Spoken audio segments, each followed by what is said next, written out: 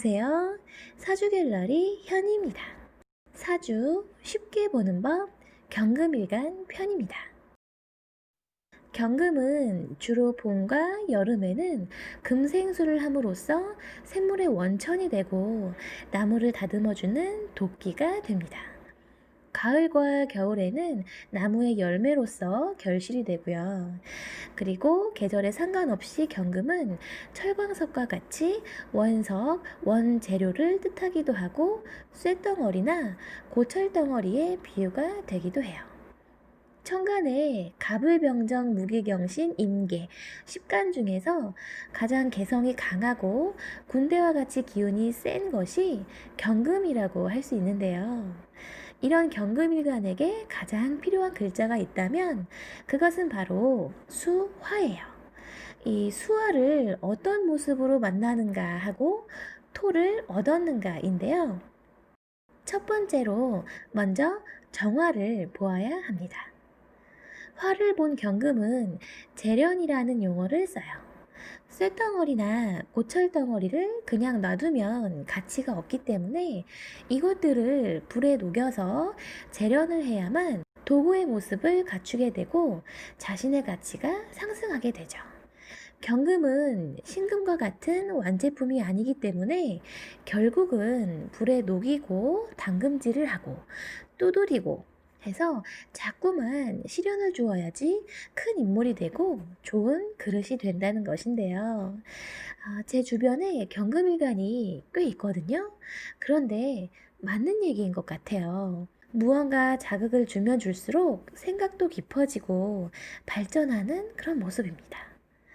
그런데 이때 간목이 사주에 있어서 간목의 인화, 그러니까 나무를 태워서 불이 안 꺼지게 지펴주는 거죠. 이 인화를 받아서 하는 재련과 그냥 재련이 되는 것과는 차이가 있을 수 있어요.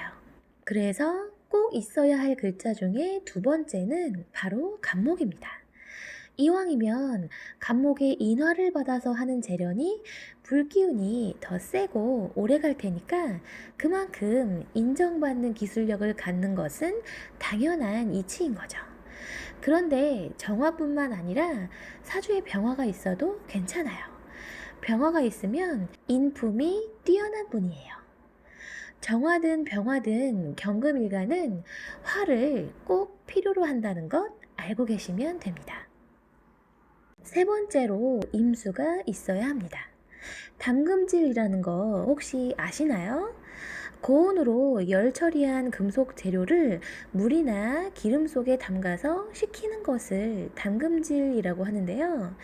정화로 열 처리를 했다면 그 다음은 모양이 변형된 경금을 임수로 식히는 동작이 필요하겠죠. 그러면 그냥 고철덩어리였던 것이 가치가 생기게 되고 미래지향적인 성격을 띠게 됩니다.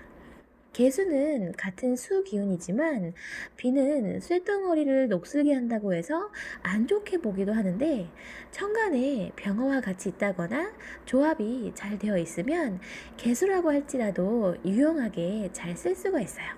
개수라도 괜찮아요. 그리고 마지막 네 번째로는 무토와 기토입니다. 이 경금이 토를 얻지 못하거나 운에서라도 만나지 못하게 되면 시대가 변화하는 것을 모르고 자기 자신과 환경을 올바로 판단할 수가 없게 돼요. 그래서 자신의 가치를 실현하지 못하게 됩니다. 그래서 꼭 토를 얻어서 자신이 활동해야만 하는 환경을 인식하는 것이 중요해요. 무토는 경금에게는 귀인과도 같은 역할을 해줄 수가 있고요. 든든한 배경이 되어주기도 합니다. 그리고 기토 역시 인성이죠. 윤택한 흙으로 경금을 도와주기 때문에 굉장히 안정적으로 삶을 영위할 수가 있어요. 무엇보다 이 토를 보고 경금의 자질을 볼 수가 있으니까요.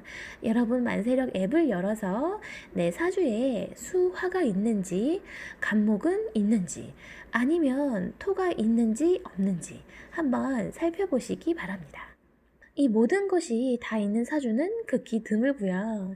이 중에 하나 두 개만 있어도 큰 인물이 될 자질을 갖고 있다고 보시면 됩니다. 오늘은 경금일간에 대해서 알아봤고요. 다음 시간에 신금일간 편으로 찾아올게요. 지금까지 시청해주셔서 감사하고요. 오늘 하루도 수고하셨습니다.